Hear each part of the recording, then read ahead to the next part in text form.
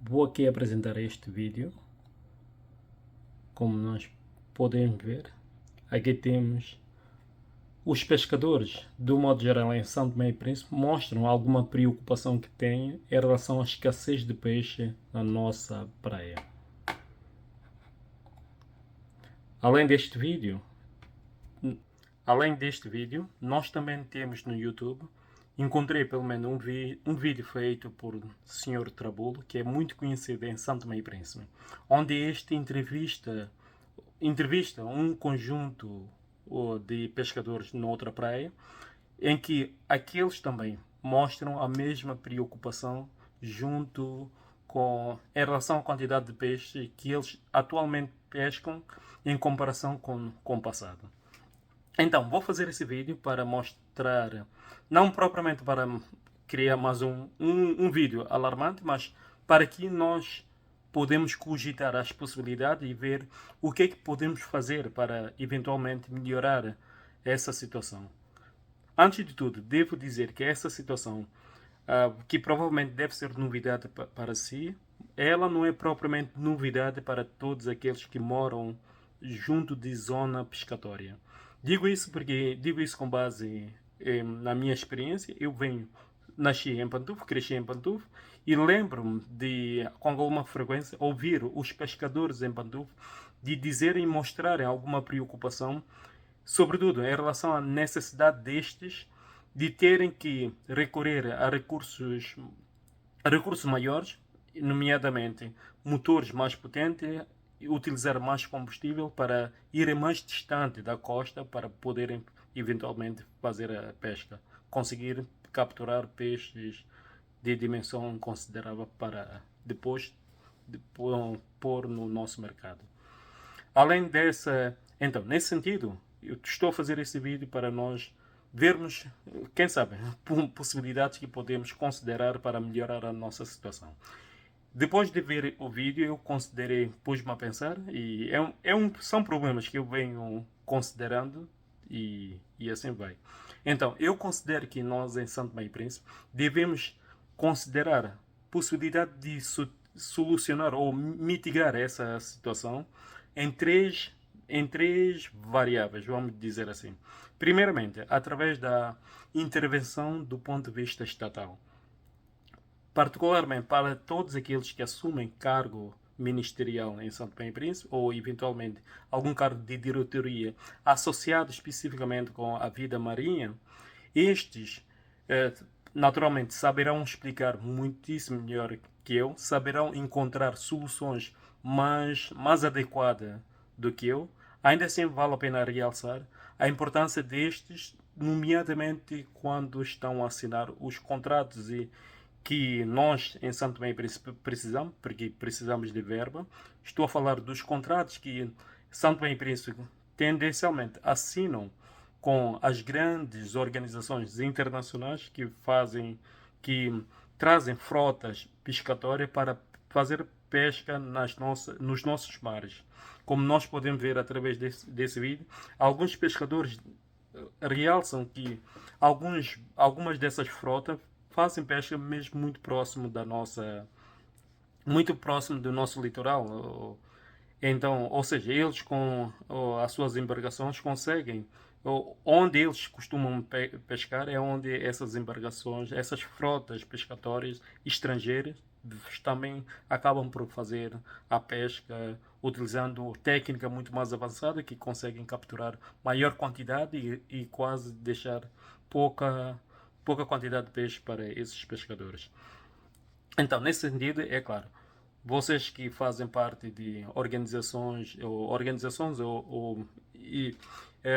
departamentos ministeriais, são vocês que saberão encontrar a melhor solução e no processo da assinatura que também considerem a possibilidade ou cogitem os impactos que essas ações têm na vida das pessoas, na vida dos pescadores, depois de 10, 15, 20 anos depois da assinatura, depois de autorizar essas frotas em pescar na nossa praia. Por outro lado, nós também temos a necessidade de trabalhar junto da comunidade pescatória. Digo isso outra vez, com base na minha experiência. Lembro-me em Pantufo, quando era mais novo, que os pescadores tendencialmente reclamavam de todos os colegas de outras paragens que utilizavam a técnica chamada rede de arrastão. Rede de arrastão é quê? Rede de arrastão que esses outros pescadores utilizavam são redes que eles utilizam para fazer pesca mesmo muito próximo da praia, em que eles, na intenção de capturar um cardume de peixe que é do seu interesse, cardume este de dimensão considerável, vamos dizer, o peixe bonito, vamos supor. Então, estes, por terem utilizar a rede de arrastão, que são redes de malha muitíssimo pequenina, então acabam por capturar o peixe que eles querem, mas também acabam por capturar tudo que estiver dentro da rede, literalmente tudo. Isto é, capturam peixe de dimensão significativa, dimensão menor e peixe, vamos dizer assim, bebê. E com isso, nós em Santo Tomé e Príncipe conhecemos bem esse fenômeno através da praia de São João, antiga praia de São João, quando os pescadores iam com o chamado peixe desastre, que basicamente são biquinhas pequeninas ou outros peixes muitíssimo pequeninos que eles vendiam naquelas canecas da forma como vendiam. Então, basicamente, por outras palavras, esses peixes muito pequenos são peixes que na verdade deviam deixar no mar e simplesmente capturar aqueles peixes grandes que era o peixe do seu interesse. E esses peixes pequenos, a ficar no mar, têm duas utilidades no mar. Primeiro, é para substituir os peixes maiores que os pescadores capturam e também tem a possibilidade de servir de alimento para outros peixes. E assim, regenerar o próprio ecossistema e permitir que nós, nas nossas praias, tenhamos sempre peixe disponível para que seja pescado e para a nossa alimentação do modo geral. Além dessa possibilidade, junto ainda da comunidade pescatória, lembro-me, pelo menos enquanto criança, nós brincarmos com o chamado sulfato, por exemplo.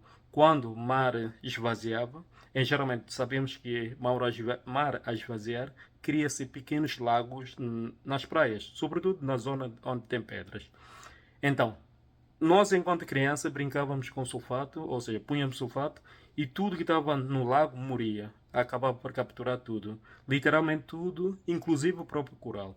Não sei se existe da parte mais sofisticada ou dos adultos que utilizam algum tipo de produto químico para a captura de alguma espécie de peixe. Se em Santo Meia eventualmente existe, é preciso que se existe, é preciso que esse grupo seja chamado a atenção para evitar esse tipo de prática, porque o pior de tudo é que a utilização de produto químico para a captura de qualquer espécie, nós geralmente acabamos por destruir, sobretudo o coral. Por quê? Porque que isso é muito, muito mal, muito nefasto, muito agressivo. Porque nós, a destruirmos o coral, estamos a destruir o berçário do peixe. Como nós sabemos, é no coral que muitas espécies de peixe vêm depositar ovos, vêm depositar os ovos e depois é também no coral que muitas espécies de peixe, bebés pequenos, encontram refúgio, encontram possibilidade de alimentar e também servem de alimentação para muitas outras espécies. Ou seja, é um pequeno ecossistema que o coral acaba por criar. E nós, quando pomos eventualmente um produto químico para capturar uma espécie específica, acabamos por destruir toda essa situação.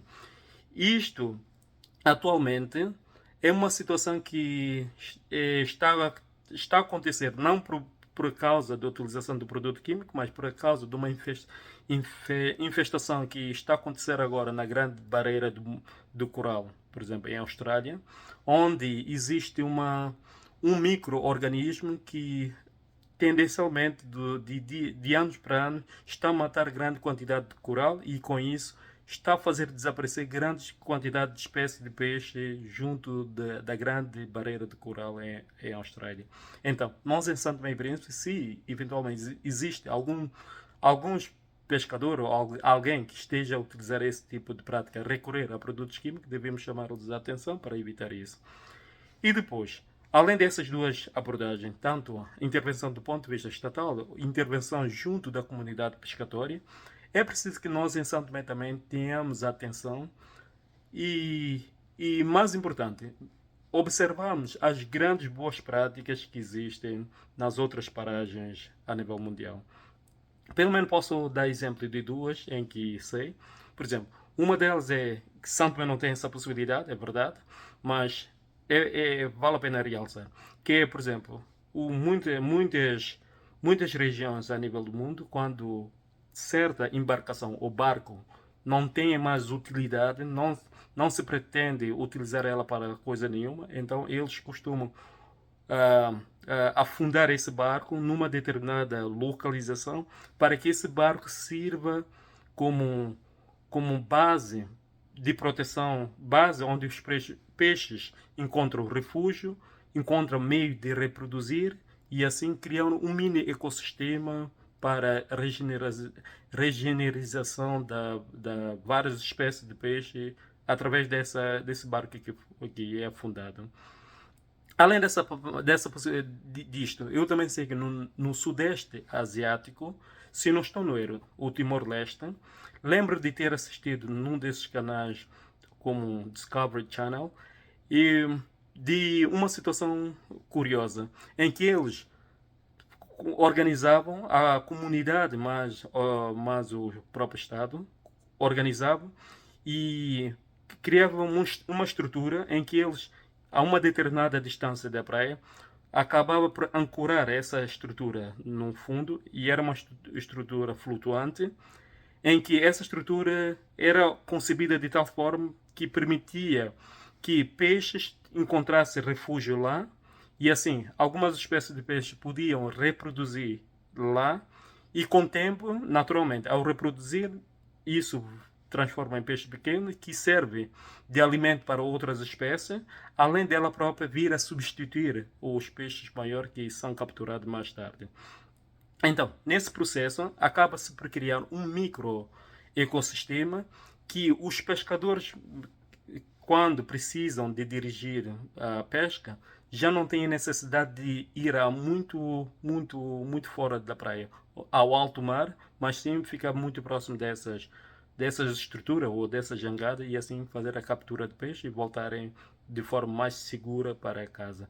Pelo menos. E é nesse sentido que eu pretendo fazer esse vídeo. É preciso que nós, em São Tomé e Príncipe, tenhamos atenção, tanto essa reportagem ou do Sr. Trabulo, em que fez noutra região, para que, de facto, começamos a ter atenção a essas pequenas alterações, porque grandes consequências, quando nós temos, geralmente elas costumam acontecer de forma sutil, muito pequenina e de forma acumulativa, acaba por ter uma consequência significativa na nossa vida e depois, quando vai se agir, já é um bocado tarde.